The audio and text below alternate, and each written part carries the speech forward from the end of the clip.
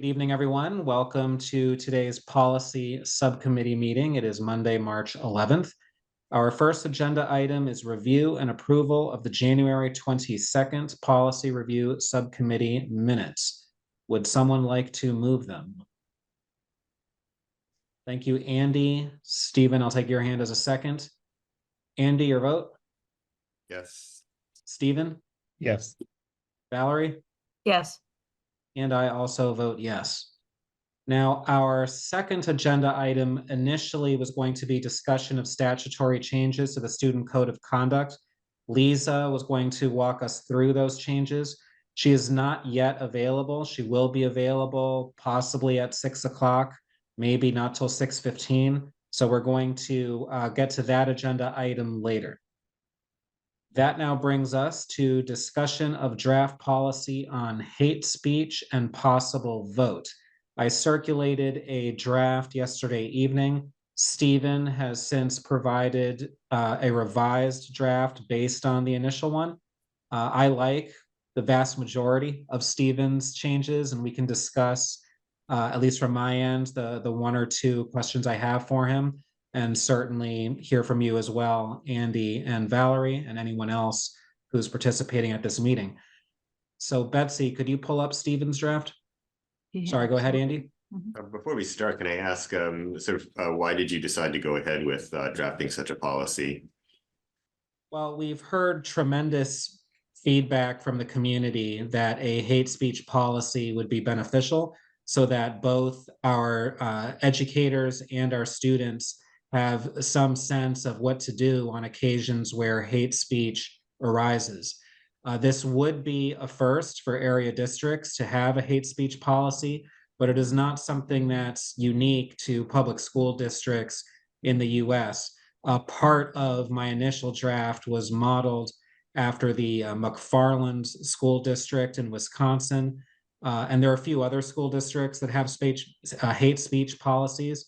It's not particularly common, but I do expect that a lot of districts will move in this direction because it is an area that I believe to be inadequately addressed currently. And as you've probably noticed from emails we receive and public comment, there are a lot of anecdotes about hate speech coming up and no one really knowing exactly what to do with it. So to the extent that this can help set up a system of procedures that will allow for seamless processing of hate speech incidents, I think that will be helpful. And actually, Stephen had brought up hate speech even 2 years ago, and we never really quite got around to it. And we're getting around to it now after hearing a lot from the public, but there had been some interest in this even a couple years back. I'll just say, David, I brought it up initially, but that was before I had dove into it. And I spent some time talking to Ken Stern, the IHRA anti-Semitism definition author, and some other people at the Bar Institute for the Study of Hate Speech. And I ended up much more ambivalent about the possible uses of hate speech policy. That said, I appreciate the job you did on this. I do want to fully flesh out what we have here with the subcommittee. All right, Natalia?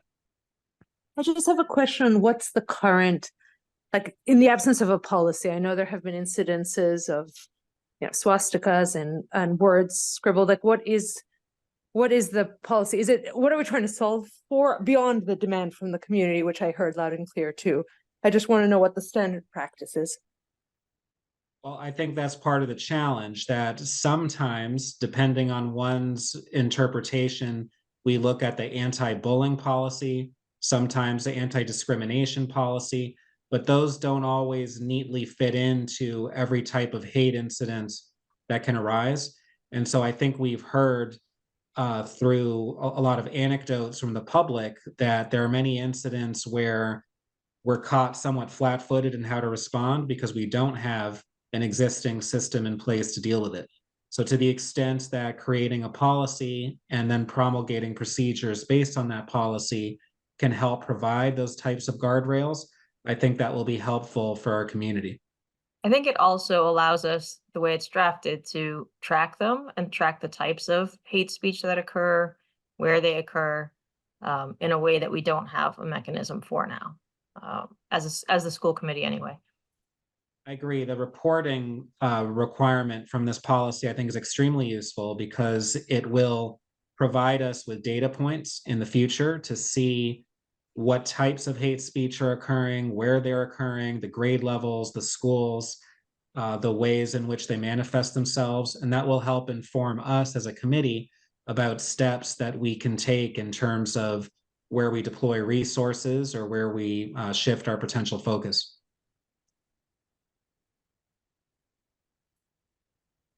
All right, Betsy, can you pull up Stephen's draft? Can everyone see it?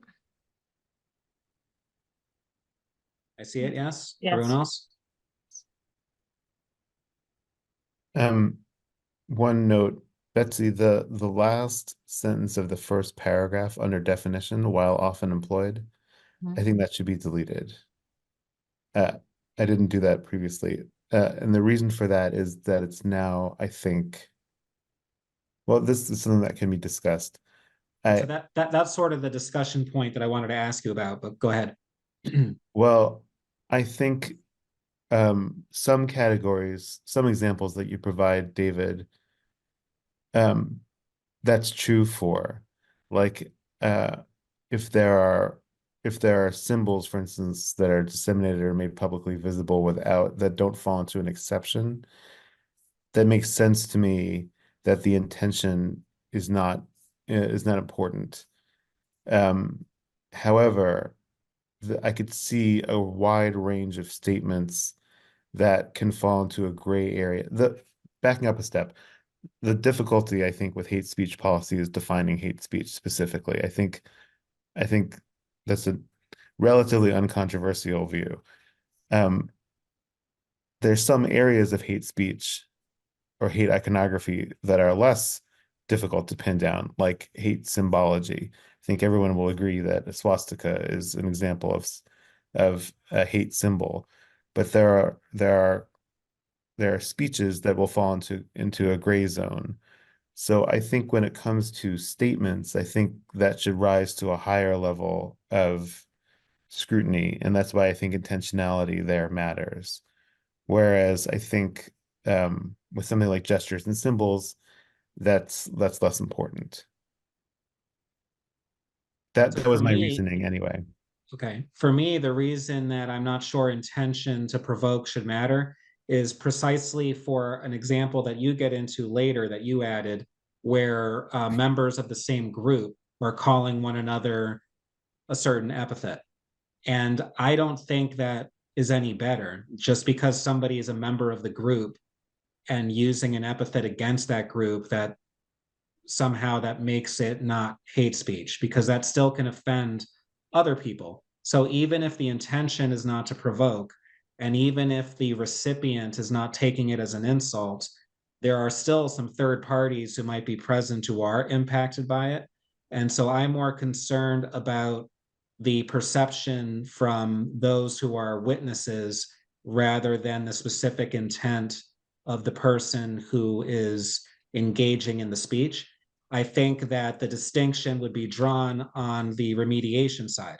So if someone is not intending harm, then certainly the remediation is not going to be perhaps as indicting on that individual as it would on someone who was intending harm. It might be more educational of, this use of this word can really hurt people, even if you didn't mean it that way. And that might be the extent of the remediation. So I think that's where intent matters, but I'm not sure it matters at the outset.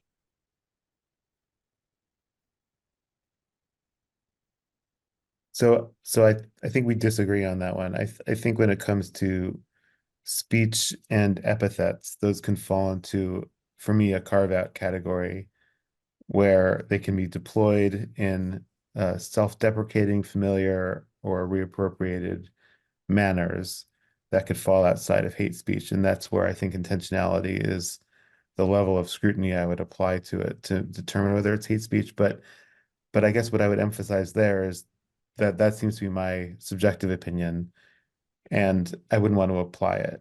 Whereas it seems easier to make the call on symbols and gestures.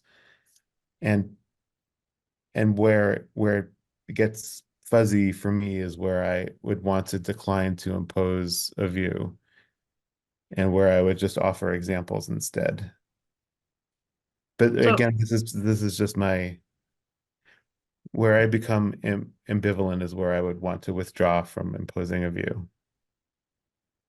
So I sort of feel like we have to impose a view of some sort, right? We need to give guidance to those who are going to implement this policy.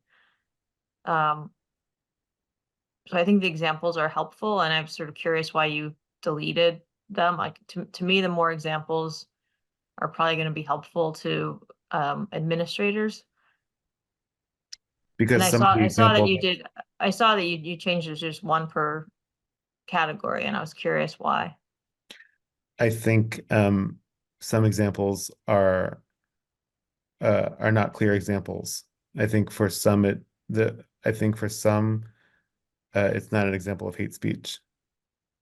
Like which? Like from the river to the sea. I think in some cases that can be deployed. It can be, when you take intention into account, it cannot be hate speech.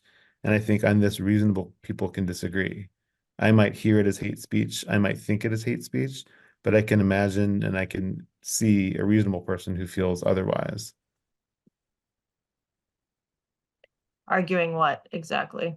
To That feel it is otherwise. not intended as hate speech, that it is intended as a freedom cry. But that's just an example. I wouldn't want to get too bogged down in that specific example. It's a especially heated example, I think. But I think the more we go into specific examples, the more difficult it is to parse.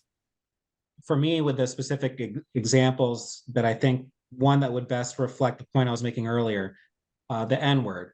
So there are members of the African American community that do refer to one another by that term. And just because they are in the same group using it, I don't think that makes it okay. That doesn't suddenly remove it from hate speech because it's an African American using it. And there are other African Americans who would presumably be very deeply offended by hearing that. And hate speech is not necessarily between just two people. It might be said in a classroom where you have 20 people overhearing it. And while the initial recipient might not be offended, there are others who could hear it who certainly would be. And I can't imagine any context other than perhaps an instructional one involving literature where use of the N-word would be remotely appropriate, regardless as to who's saying it. So I think that's an example where the intention of the person who's providing the statement is not as important as the potential impact on those who hear it. Natalia? I think this is really complicated, and I think for some words it's clear cut, but I would say I see that Stephen has taken out, for example, the word terrorist. He has also taken out from the river to the sea. And I can say that in the current crisis, I have heard people feel that both are hateful, and that other kind of within the category of terrorists being called pro-Hamas just by being at a pro-Palestine, that has felt like hate speech. So when people made statements, parents and school committee saying these pro-Hamas rallies, that people felt that was basically calling them terrorist rallies, and therefore this was terrorist, and therefore this was hate speech. And I think that would be kind of extreme. Some people may actually be calling this group of people terrorists, and they may be hateful. Similarly, from the river to the sea, a lot of people do use it as a one-state solution. It's an inclusive land. Everybody should be there, So, but I know that people have heard it as hate speech too. So I worry. I do worry, and I raised this from the very first minute that, we either have to be very specific and include all, and those are going to be the terms that you use, and then we need to educate the students, and we need to say you can never say someone is pro-Hamas unless you have evidence that they are pro-Hamas, because that means you're calling them a terrorist. I feel like the examples that are borderline are going to be tough. They are going to be tough, and they're going to be interpreted differently. And I'll give you an example, like the student who spoke at the high school the day of racial reckoning. Many parents told us that they heard that as hateful, and I heard it and I thought it was not hateful. And what do we do with that student? If we had this policy, would the parents have said this is hate speech? Because they didn't use any of these terms. I mean, I think they were very careful, but yet, you know, I do worry a little bit about these gray lines. I've worried all along, and I wouldn't want to make it worse. On the other hand, and this was my original intention of like, why are the other policies failing? Can we figure that out? But we should be thinking about how would this have applied to other circumstances that we've heard about, and whether we would have agreed with that application or not. But I have other thoughts too, but I'll stop there. Stephen? I guess just to respond to your comment, David, on the N-word as an example. So coincidentally, when I visited BHS and their deleveling, to visit the deleveled English courses, I sat in on the standard and honors classes, and the standard class was talking about African American vernacular English. And, you know, in African American vernacular English, the N-word can be used in not just a pejorative way, but also in a colloquial and familiar way, or a version of it can be. And so parsing it that finely can lead to difficulty, right? It can lead to cases where someone is offended, sure, but it also can lead to cases where it's used in a way that it can be used in a friendly and colloquial way. Someone could be offended, but the user can be using it in a way that is not intended to offend, and can be used in a way that is recognized by AVE to be non-pejorative. So, and I think there are a multiplicity of cases like that, which is why, again, I think if we start to define the examples really precisely, we're going to find ourselves, I guess, unqualified to identify exactly which cases. We're unqualified to really parse the definition of hate speech. This is not something that we can do. So what we can do, I think, is to put, at best, a number of cases that are well over the line, and then define a process by which cases that are well over the line should follow. But other than that, I think we need to stay away. Otherwise, I don't think it's worth trying to pass a policy at all. That's my position on this. Valerie? So I was going to reply to Natalie. I mean, I think the issue, Natalie, is that we really only have the bullying policy, and it's just not adequate to address things like a swastika or, you know, something of that nature, where perhaps, you know, you can't identify a victim or a perpetrator necessarily, but it needs to be something that's addressed, or, you know, the whole class is the victim, or it just doesn't fit neatly into the bullying. And, you know, Claire, correct me if I'm wrong, but I believe that right now is our only avenue for reporting, and it just feels wholly inadequate to address hate speech. We also have the discrimination and harassment. So that's where most of this is being resolved, under harassment. And typically most districts, that's where they are doing the reporting through harassment. So if there was a swastika on a chalkboard, that would be done through Discrimination and harassment.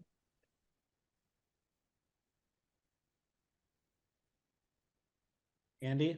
May I just follow up to ask, what would the process look like in that case where there's not an identifiable individual who was victimized by the act? I think so I'll take it from two perspectives. When they know for sure, when there's an investigation, because typically when there's some form of hate symbol that's been found in a bathroom, there's an investigation that takes place. Typically, we're able to determine if there's a student who's involved, and a full investigation takes place, very similar to what would happen with the bullying, but it would fall under harassment. And then the repair is typically through a restorative practice and education. I think when we don't know who the perpetrator is, when it's a symbol or in words or something like that, it becomes a little bit more difficult. But I still would say that it's being the repair and the response is through an educational lens, where there's typically a communication going out to teachers and staff and to families that something has happened. This is what was found, and this is how, you know, we don't stand for, you know, this type of behavior. That kind of thing is resolved that way. I get the sense with this that we're going through trying to develop a protocol that will lead to some form of a finding, and then there's some form of a disciplinary action, which I think will be challenging for us, in that, you know, so much of hate speech is covered under the First Amendment. So, you know, I think that would be challenging.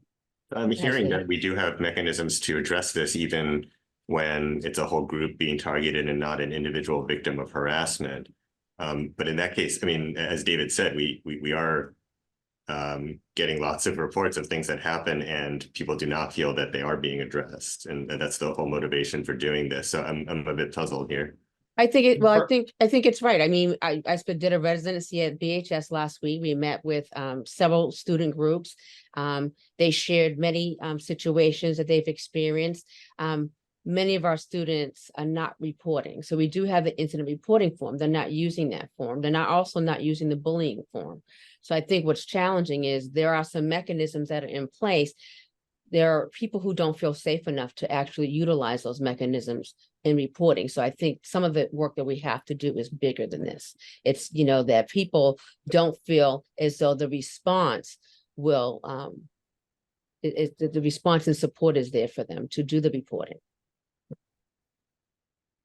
To be clear, at can I- least my intention with this policy is not necessarily disciplinary. I mean, clearly there would be instances where discipline may be appropriate, but I look at it more, I called it remediation because I see an educational component. Like, these are not words you should be using. This is why it can be harmful, not necessarily punishing, but making use of it as a teachable moment. No, I understand your intention. I do think there's a, with this though, that we have to be concerned about what's to come on the other side of that. I don't believe that everyone will utilize the policy in that way. Can I ask you directly, Claire? Sure. I'm asking you as someone who's genuinely on the fence on this and has swung around a few times. Do you think any policy is necessarily counterproductive? Is having a policy on hate speech the wrong way to go? I mean, I think that, to be honest with you, I think right now, what's happening within our schools can be covered under discrimination and harassment and through bullying. If it's repeated, it's going to fall under our bullying policy. We know that there can be one particular incident that will fall under harassment, and we will respond to that.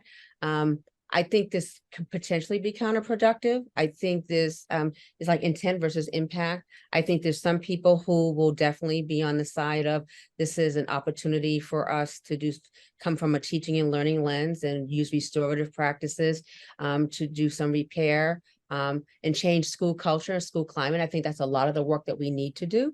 But I just don't know that everyone will have the same intent. And I do think, which is challenging, I think what you've heard from our building leaders and from our community members, they're looking for something that they can hold on to at times that, you know, there's this step 2, step 3, and then we have a finding. I mean, even right now with some of our bullying, you know, there's a line in there that refers to, and if warranted, if it's determined that we need to go to law enforcement.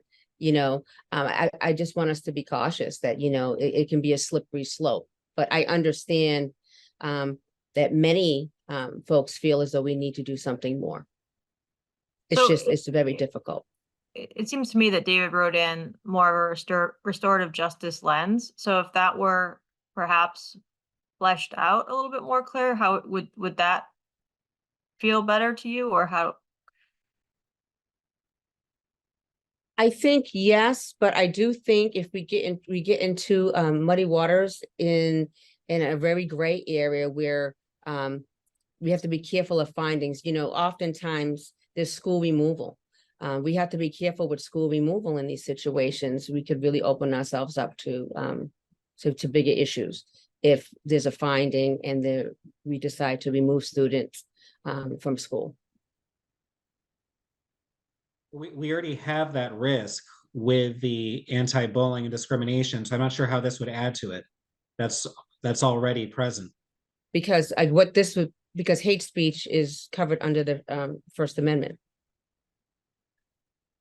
No, but I'm right, but precisely because it's covered by the First Amendment, why would there be a concern about severe disciplinary consequences. If it's not done well. I mean, I think it's a judgment. I think I would hope that whoever would remove students because of this, it would make sense. But that there's the potential risk of a student being suspended inappropriately, as opposed to using a restorative practice and then opening ourselves up to something larger. I'm not saying it will happen, but there's the potential that's there. Andy? But why would we not have that risk already under the existing policies if, as you said, like the existing policies also are able to address such incidents? I think because we're adding more criteria with this policy. If we have examples of kinds of actions that would trigger a protocol in this policy that didn't exist previously, we're adding new categories by which a student can be penalized. So then, in fact, the incidents like this are not covered under current policies. We're adding them to the list of things that somehow PSB will be required I to see your address. point. I'm not sure whether that is my point. I'm trying to understand what the current situation is and how writing such a policy as this would change it. And I feel like I'm hearing different things. I see. I see. I think what I'm saying, if a student, so for instance, I had a student tell me his cousin, someone ran up to him and called him a terrorist. And I said, well, did he report it? They said no, because I hadn't received anything. And he said he's not going to report it. But had that student reported it, there would have been an investigation. It would have fallen under the harassment protocol, which is really a bullying protocol. I think for some people, based on some of the examples that are listed there, it's not, they're looking at it as if it's not only just hate speech, but a hate crime. Again, I just think we have to be careful because I do believe it can be a slippery slope.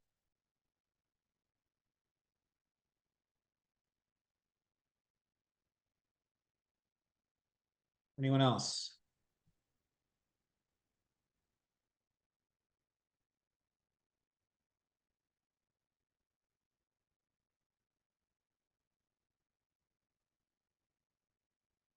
So where are we now? So that sidebar, now I'm extra lost. So is this policy now covering something that was previously not covered? I thought it was. And my concern was that it was covering in a way that was very difficult, very complex. And the more that we tried to define it, the more we were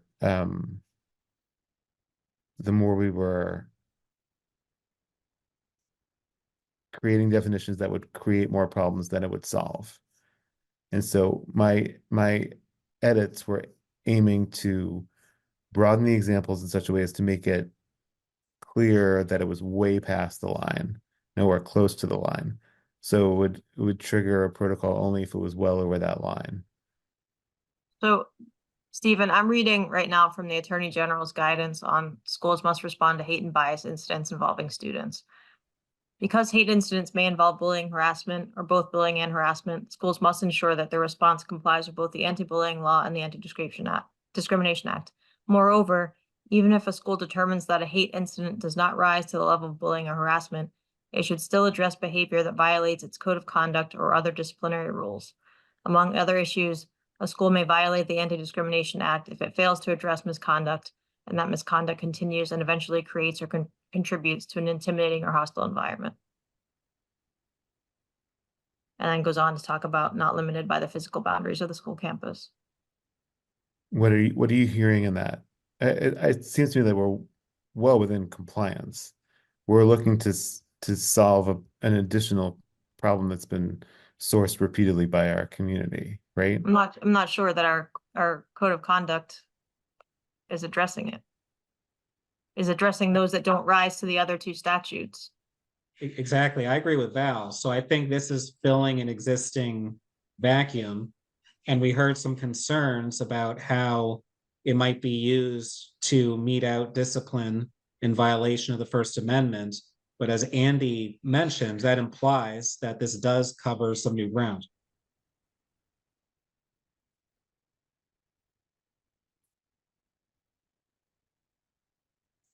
Natalia? I'm a little concerned with what Claire said in terms of, and I've been kind of mulling it over, the sort of intent versus impact piece. And I want us to just be aware of that. Like, do we expect that the impact will be differentially felt by our students of color because some of the words that you're saying should be included? Like, what, just so that we know that that's the, like, is the impact going to be differentially felt? And are we okay with that? That's one question.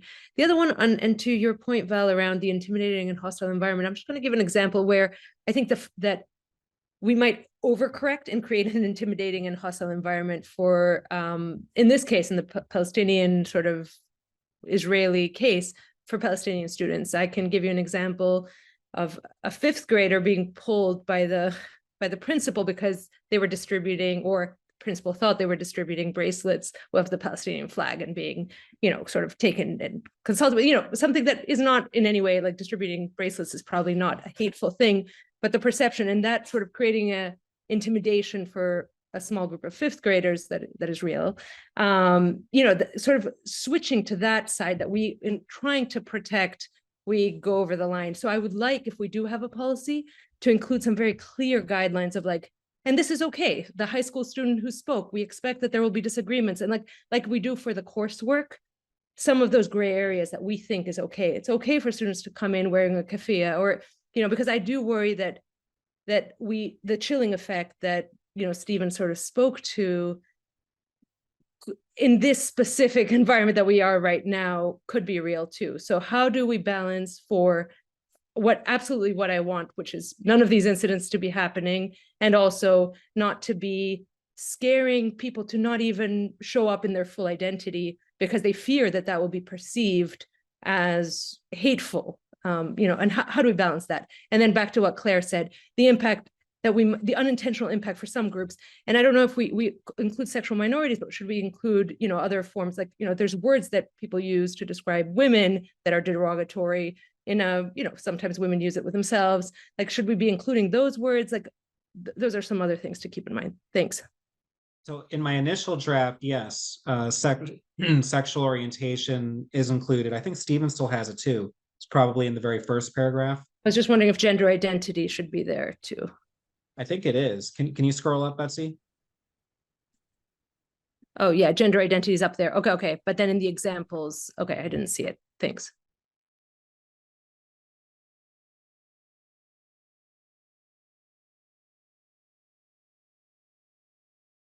I do see the point about where some of the specific examples can create a gray area and that we don't want to exacerbate certain situations.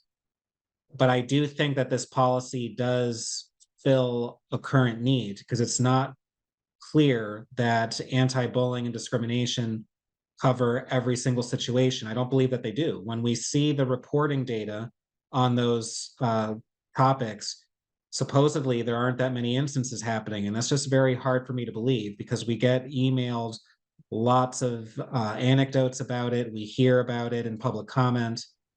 And so that tells me either what Claire's saying, that perhaps students themselves are afraid to report it, but their parents are not. And then we mostly hear it from the parents, and or that there are some categories that slip through the cracks. Claire? I mean, we have very few incidents that are being reported, but the people are being very frank. I mean, as to why they're not reporting. They don't feel comfortable reporting. They don't want me, they're afraid of retaliation. I mean, all of the students have indicated that. So it's not that they're not sharing with their parents, and their parents are coming to public comment. And even when we've had our listening sessions, they've been really frank about what their students are experiencing. I mean, we don't deny that that's something that's happening. It's just not being reported. And I don't know how much more we can encourage them, because they don't feel safe enough to report because of the climate. I mean, even what Natalie is, pardon me, Can go you ahead. say a little bit about the current reporting system? Can you just say a little bit about what it currently is? So in regards to bullying and harassment, each school has a document. So you can go to the bullying and page that's on the domain website. Your school's listed there, you click on it and you report an incident. I get notified, the school leader gets notified, as well as Lisa gets notified. So there are 3 ways of us getting notified. If you just want to report an incident to the Office of Educational Equity and Student Services, you can report it that way, or you can just report to our office. And how do we know that people are underreporting because they're scared? Just in regards to what the students are saying, I can only go by that and what people are saying at public comment and what they've indicated at listening sessions, that they don't feel comfortable and safe enough to report. But they are reporting that all these things are actually happening, and I don't deny that they're happening. I mean, the students were very frank the other day when we met with them, things that are being said. But you know, So they don't feel safe, Claire, because of retaliation. They believe if it's I get investigated that, but I want to understand that a little bit more. Retaliation by by PSB? by the other students, by the student. So when the student indicated to me that his cousin was called a terrorist, and he encouraged his cousin to go and you know, report it, he said, no, I don't want to deal with any retaliation. But if we get off of Israel, Gaza right now, and we're talking, say, about a swastika. I don't think are we there's having- I don't get the sense that we're having that same issue with symbolism. From my understanding, any type of symbol that's ever been reported has been reported, investigated, and there's been a response to it. It hasn't been any thus far since I've been here. I've only been here since July. But from my understanding, anytime there was a hateful symbol or hate speech that was something that was considered a racial slur or hate speech was reported. So when I first got here, there was something we found at a particular school that had been there literally since the previous year. And they investigated, and it was responded to. And was that then reported in what we get at school committee? I don't believe we had the new system at that time. It was very early. I want to say it was September actually that took place. And it was the use of the N-word.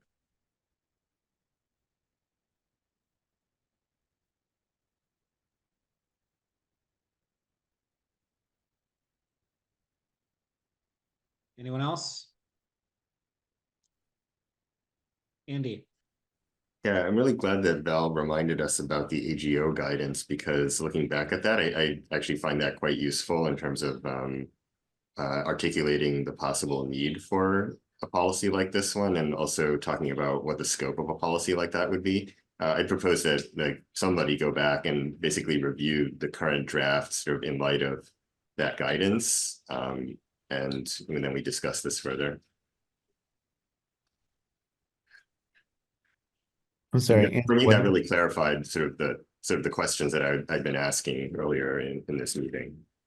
I didn't hear what you proposed that we review. Oh, just that somebody go back. It could be David, or it could be any member of the subcommittee, and kind of take a look at the current draft, like through the lens provided by that guidance from the AGO. And if it's helpful, I can get a report to the committee in regards to all of our reporting data. Yeah, I mean, it'd be really good to understand sort of how we handle these incidents now, and you know, whether being a little bit more explicit that we are also intending to address hate speech if it doesn't rise to the level of harassment, you know, whether that would actually improve the situation on the ground. Sure. Yeah, I think just the reporting mechanism itself would be useful, so that we have an understanding of where and how hate speech is being used. So even just that one element alone, I think would be an improvement, because right now, if it sometimes filters into anti-bullying, sometimes filters into anti-harassment, other times doesn't come up at all, then we're not really seeing that data. And all we have to go on is the anecdotal evidence. Now, I'm happy to supply that data for you. Thanks, Claire. You're very welcome. Would any attendees like to be heard on this?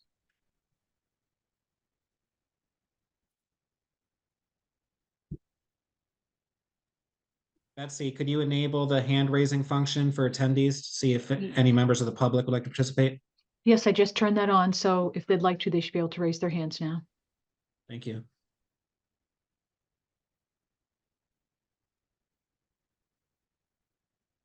All right, I don't see any hands up yet, but give you a little longer. So members of the subcommittee and Natalia, where do you stand currently on advancing some version of the Stephen draft? I'd like to hear more about the reporting. I'd like to hear more about how we report and what the data is around reporting before anything's advanced.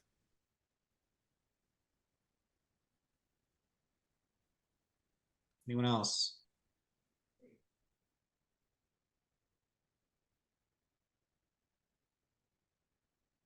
Carolyn. Oh, sorry, Andy, and then we'll go to Carolyn. You know, again, I think I'd like to see language in here sort of maybe taken from the AGO guidance that makes it clear why we're doing a policy like this at all. That would address the kind of questions that I had earlier. Yep. Carolyn? Thanks so much. I wasn't really planning to comment, but this is a great conversation. And sorry, this is Carolyn Thal, town meeting member in precinct 16. And I really appreciate all the thoughtfulness of all the school committee members. And this is obviously tough. And I don't have access to the document, so I'm only seeing what's right on my screen. It did make me wonder, and this is something I've always wondered about, is the question when you were talking about intention and sort of colloquial language. I find music, I'm the parent of 2 teenagers, including a 15-year-old boy who listens to rap and R&B, all different music, and words that he obviously cannot say are used in the music, and that as a parent that worries me. It worries me that a child in any situation, gaming, hanging out, might sing along with a song and end up in a situation. So I'm just curious, from school committee, that might not be relevant here, or it might be, but that's just my feeling and experience as a parent of something that worries me and is not clear. And then totally separate, sorry, I might have sort of only half heard the end part there about reporting. And I think Stephen asked for data, but I think, Claire, you just said, I think you said all incidents have been reported when we were talking about, you were talking about symbols. Maybe I didn't hear that right. But I don't know, how could we know that everything's been reported if we only know what we know and we don't know what we don't know? So, thank you. I think what I was referring to, thank you for that, Carolyn. Anything that's been reported, we have investigated. I guess that should be the clarity, from my understanding. And specifically in regards to a symbol, a swastika. I know there's been some language, any language that's been written in a bathroom or something like that has been. So it's been covered. It's been, yes. Perfect. Thank you so much. You're very welcome. And I wasn't paying close enough attention. Now, doesn't bullying require that there be repeated instances of targeted actions? So yes, with bullying, it's typically repeated, but from under the discrimination and harassment, if it's one event, an egregious event, it would be covered under harassment. And under harassment, that can be against unknown individuals? Because getting back to the earlier example of a swastika appears on the wall, there isn't necessarily a specific person being targeted, but clearly that's hatred toward an entire group. So how does that get handled under either bullying or discrimination? From my understanding, anytime we've had an incident like that, it's, there's an investigation. If they're not able to determine a person who's involved in it, they can't determine who that is. It's still handled as a full school community event where there are communications that go home to families, classrooms. That's how it's been handled, from my understanding. Stephen? Okay, thanks. I just want to make clear what I'd be interested in as a next step.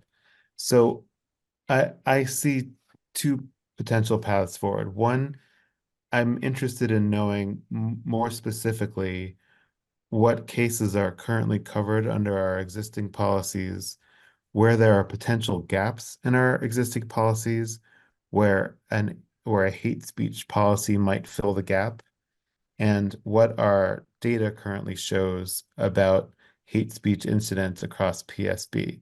I think that'll inform a more targeted hate speech policy. And on that path, I think that would lead either to a targeted hate speech policy or to a revised anti-discrimination or anti-bullying policy, or both. But I think that to me is path A. That would help us fill a gap, essentially. Path B, I think, starts with the recognition that there has been significant and consistent outcry from the community for the past 6 months, saying that there have been, at least anecdotally speaking, feeling of, at the very least, an inability to express full identities at schools, and worse, incidences of actual hateful speech, hateful occurrences that we need to be more proactive in remediating. And a policy, instead of taking a more deficit filling approach, can start with an extreme case like what that's where I started with, David. I wanted to push your examples towards extreme cases to show that hate speech was something that we wanted to come down strongly against. Here are obvious cases of hate speech. Here's a process to follow. We're not going to get into the matter of adjudicating the specificities of what is and what is not hate speech in the gray zone, because that's an impossibly difficult task that most districts are wisely declining to take up. But we can at least start at a more extreme end by saying we stand against it. Here's our process for following it when it's a very obvious case of hate speech. And we want to start being more proactive by establishing a protocol. So that to me seems like another potential course of action. So in that case, if we want to just start by saying, like, we need to move forward, we're recognizing community outcry, we need to start acting, we can just simply move forward by defining a more extreme case in the examples and focusing on the protocol to follow afterwards, which is where I had been headed in my draft. Those seem to me both potential next steps. I just wanted to share where my mind was at to possibly provide some clarity about next steps. Claire, do you already have the data on how many instances of hate speech there have been and by category this year and or last year? Yes, and I can get that to you in the next couple of days. I'll put it all together. Thanks. Yes. Natalia? I mean, I'm going back to Carolyn's point about we may not have some data, as Claire said, like if this, child who was called a terrorist didn't want to, so there will be some big gaps. And I'm reflecting on her other point as a parent, and that fear, which I think stems from this idea that this is however we frame it, discipline is what parents will be worried about, and inequitable disciplinary sort of procedures on some children. So I do wonder if there's a third kind of way to think about this, and not by saying this is hate speech, this is not, but that really having these conversations around instances that rise up to being talked about, but not, there's fear, or there's a student chooses not to, pursue some sort of official, process because they are worried that their peer will be punished, but open up conversations. And I do think that is really what we're talking about: code of conduct, values, learning, education. Like, we can still be doing that around issues that matter. I'm sure that our students are using homophobic slurs. I'm sure that's happening. And yet, and for a student who, you know, we're not having these conversations as to why that's hurtful and why, you know, like, can we create spaces around that? And I think there will be debate. There will be debate. And, you know, there might be students who hear their community use phrases like, from the river to the sea, and can say, well, in my community we use it in this sense, and this is, you know, but I will refrain from using it because I know this is how you hear it. Like, I do think there's a productive way. Or, you know, my parents are calling all the protesters pro-Hamas, but I will not call them pro-Hamas because there is no evidence that I know that you who showed up to that actually, you know, are supporting a terrorist organization. You know, like, is there a way for us to have nuanced conversations? I actually think that is what people are craving for and wanting, and creating a policy that actually will just lead to more discipline or more fear. Like, that's the trade-off that I think is really at the heart of this. Like, people want to talk, to express themselves, to share in the pain, and to be able to be heard that the language you're using is hurtful. And then we create a policy. And I agree with Stephen, we can create the extreme cases because there is like, you know, a clear cut, but it's around these like more nuanced gray zones that I think we either are going to shut down conversation and it's going to go sort of in like, oh, please do not, you know, parents telling their kids like, don't talk or don't do this or don't show up in your full identity because you might get expelled and you're applying to college. Like, I do think students who come from marginalized identity, and international students especially, I think there's going to be a hard time for them to understand a lot of this nuance, and they may be disproportionately harmed. So I'm going in circles, but I do want to raise up, you know, Carolyn's point. As a parent, you're scared that your child will be punished, expelled, it'll go on their record. Parents may shut down, you know, conversations. So how do we address these concerns in a way that's productive? And I don't know if the affinity spaces have been useful, if there are joint affinity, you know, like I would like to envision a different model than a punitive policy, but maybe that's the only thing we have. I'm not sure why we have this focus on punitive. Where are you seeing that? Well, it said something. I mean, unless you say explicitly, this will never be, it will not go on their record. Like, if there's a very explicit, like, anti-punitive, there was something later on, there was a sentence that, you know, discipline, that it's not intended to be. But unless we say that there will be no disciplinary action, it is only educational, like explicitly, that's just what happens with policies. I'm not sure we could ever say there would never be no disciplinary action. I mean, Under if you this take policy, under this policy, not under the discrimination, you know, like, you could say this policy is intended for XYZ. These policies are the disciplinary ones. I don't know. I'm not a lawyer. And David, obviously you can, but I do think that the fear is that it will be disciplinary. we could certainly make it clear that the focus is on education. That's certainly my intention, so that we can have a space for these conversations, so that our educators and administrators will have some protocols that they can follow in addressing these situations as they arise, and so that our students can feel more protected. That's the intention. It's not to get people in trouble, but by the same token, I wouldn't be comfortable saying that there would never be an Oh, no, instance of hate speech that I'm being extreme, David, but I actually am also concerned about discipline towards our staff and our teachers. Like, what if they go to a protest and they wear a Free Palestine pin? Like, are they going to be like taking a photograph and then disciplined for that? Like, how do we think about that? And at that protest, people are chanting things that we have deemed problematic. Like, like, what happens then? I'm okay with taking out most of the examples as Stephen did. But beyond that, I'm not seeing anywhere in this policy that people should not wear clothing that identifies their culture or attend rallies or be politically involved. I'm not seeing that anywhere. But if there is a section where you feel that's implied, then that's certainly not the intention. No, I'm saying people are already doing that. And I think this is just going to add more fear. Like, people are already doing that, right? And so how is this going to be? So we just have to present it very clearly as to this is not intended to, like, anyways, maybe I'm not on this committee, so I'm going to stop talking. But I do think that how this is going to, the impact this is going to have, we should be aware of it.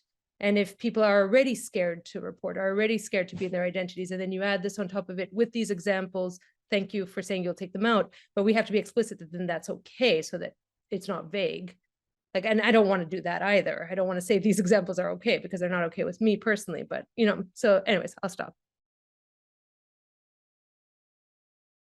Anyone else? All right, so it sounds like the plan forward, Claire, if you could get us that data on hate speech incidents by category, that would be very helpful so that we could have a better understanding as to whether the existing policies are in fact covering the areas of concern, at least insofar as the incidents we're aware of that have been reported. Sure. And then also to Andy's point about reviewing our existing policies for consistency with the Attorney General guidelines to make sure that those are in alignment. And then Stephen, who provided some alternate paths. I think those, Stephen, you want to summarize those again? I'm not sure I completely captured it.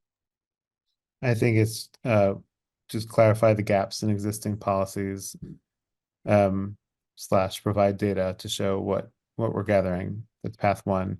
Path two, create a policy that covers more obviously extreme cases to really plant a flag that we stand against hate speech of all kinds, and we're now creating a policy to show the some of the protocol against hate speech.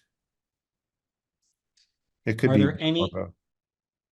Are there any other members of the public who would like to be heard before we move on to the next agenda item?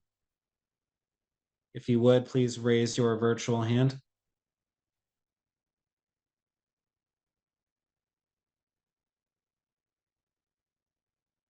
All right, I don't see any. So with that, we now have Lisa with us. Thank you very much. So we can move to our discussion of statutory changes to the Student Code of Conduct and possible vote.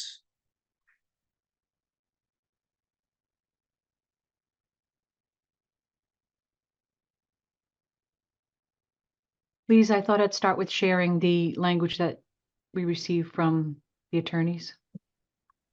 Sure. Would it be all right if I just sort of stepped back just a few steps and just anchored ourselves in student discipline law and sort of how we got to this point, just very, very briefly? Sure, go right ahead. Great. You know, just in terms of anchoring ourselves in student discipline law, we have, of course, our Individual with Disabilities Education Act, which guides special education issues. We're also functioning under the umbrella of Section 504, the American Disabilities Act. There's the 14th Amendment, which guides us in terms of due process rights for staff and students. And then, of course, we have Massachusetts state laws and regulations. The school committee before my time developed a comprehensive student code of conduct. And I only had the opportunity to hear very briefly the end of your discussion, and I'm sorry I missed it. It sounds very important and robust. But the philosophy that had been drafted within the Student Code of Conduct is very comprehensive and may have bearing on future steps in terms of the hate speech discussion. But just in terms of the philosophy of the public schools of Brookline and our expectations for conduct and responsibility. But back to the discipline laws, there are 3 statutes that govern student discipline, and there are different due process requirements for each. So all 3 have been noted in our current student code of conduct, but there was a regulatory change in 2022 around action steps taken by the school that never got incorporated into our student code of conduct. So when I was preparing for the tiered focus monitoring review, I realized that our student code of conduct was missing the specific element that Betsy put on the screen.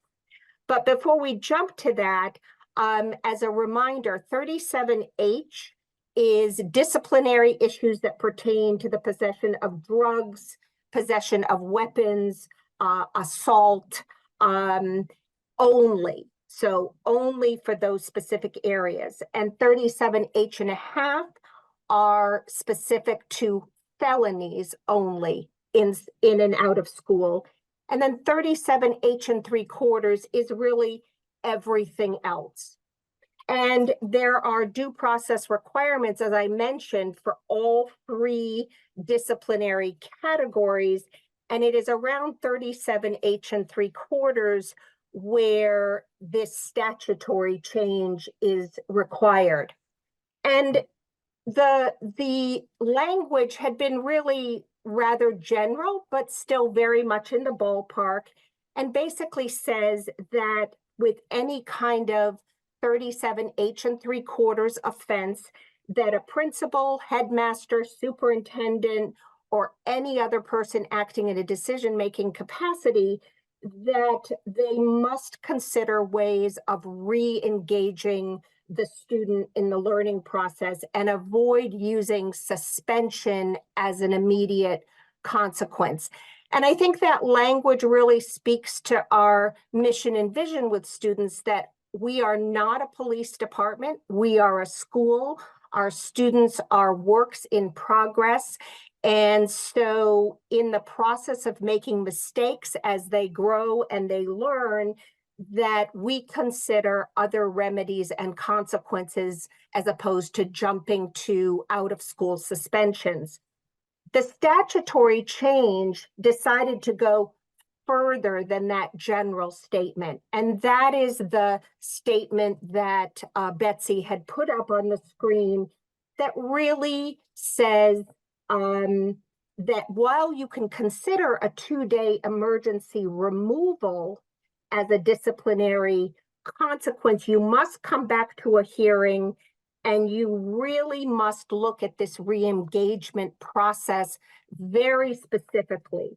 You have to consider positive behavioral interventions, look differently at support models for the student, look at trauma-sensitive education, if that is impacting a student's behavior, and just really look at the whole child as opposed to just consequencing the child. And so this language proposed by the attorneys now amends the original language in our student code of conduct and puts this additional level of specificity.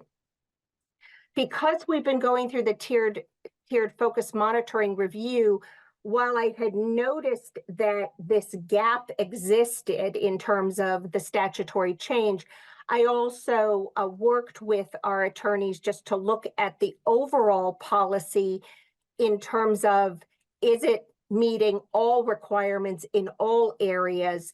And this was, they had obviously worked collaboratively with the district previously, and this was the only area where this statutory change was recommended. There were no other language requirements. So that is where we are. And of course, there's so much to talk about under student discipline, but for the purposes of the tiered focus monitoring review, this is the amended language that is required to bring us into compliance. All right, any questions for Lisa?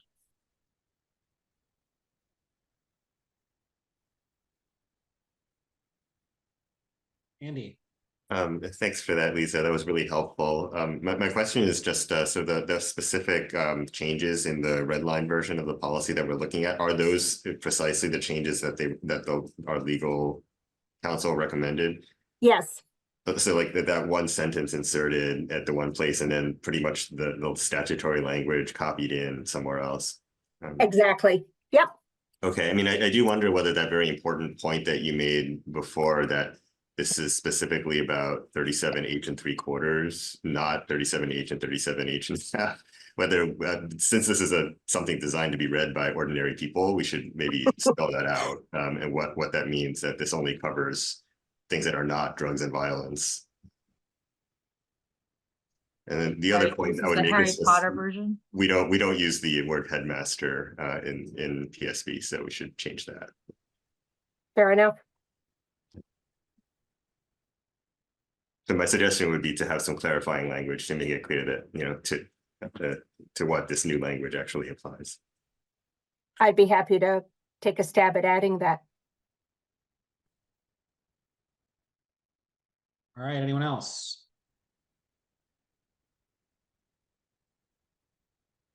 Okay, then I move that we adopt the recommended changes to bring us into statutory compliance for the Code of Conduct policy.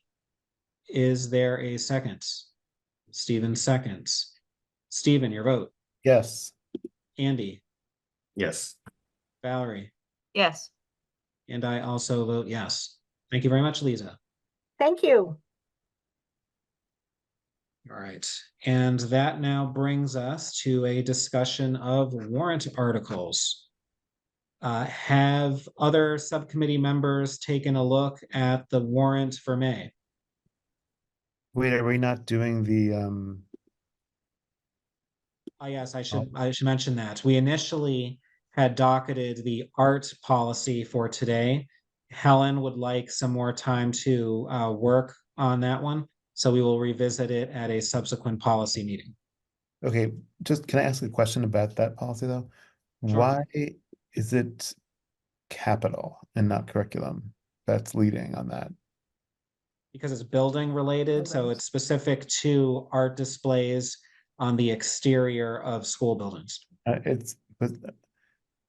okay, What occurs inside school buildings is very much the decision of the principals and individual teachers. So as you know, you walk into any school and you'll see a lot of student-generated art.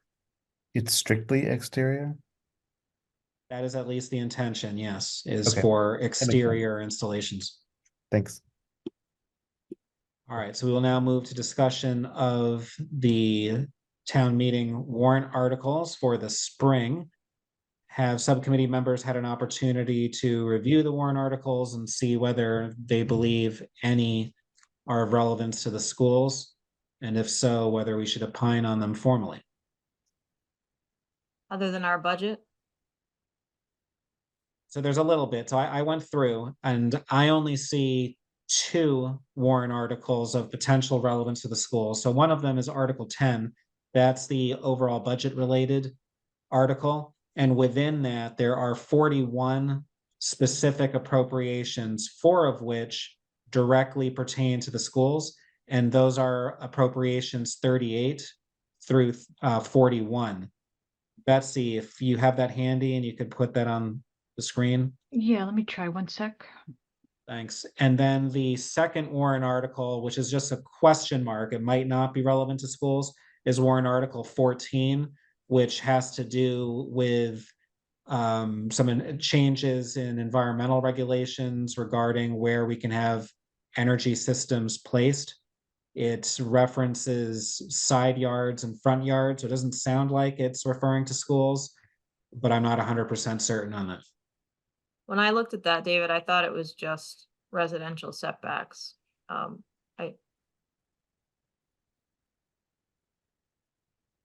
So I am, are you seeing my screen? I'm on the website here for the town meeting files and it's Yes. not. Let me try another one here. There you go. This one should be sufficient. So it's Okay. Article 10, and then if you scroll down, appropriations 38 through 41 explicitly address the schools. So there's 38 and 39. So 38 is to appropriate about 4.7 million for minor renovations and upgrades to school buildings. And then 39 is $200,000 for IEP accommodations. Then number 40 is $250,000 for a long-term capital planning study for school buildings. And number 41, $717,000 for classroom capacity in various schools. David, is So my- 40 the study for Baker? I don't believe so. It sounds like it's more general, long-term capital planning study for school buildings in plural. But I think it could certainly be used in part for that. Okay. So given that town meeting would like to provide us with monies in those 4 categories, I think we probably do want to be heard on that. But beyond those 4 appropriations, I'm not seeing anything that really relates to schools in the warrant. How do others feel? I agree. I don't think that the ZIAB article has enough nexus to schools to opine on it. Stephen, Andy, any thoughts? I didn't review this, I'm sorry. Okay, Andy? And we do have a warrant article. I don't know if it's listed here, but where I believe we're actually the petitioners on that one. It's to do with the Pierce geothermal moving forward, the Article 97 process. Yes, so that's for the special town meeting. Let me go ahead and open that.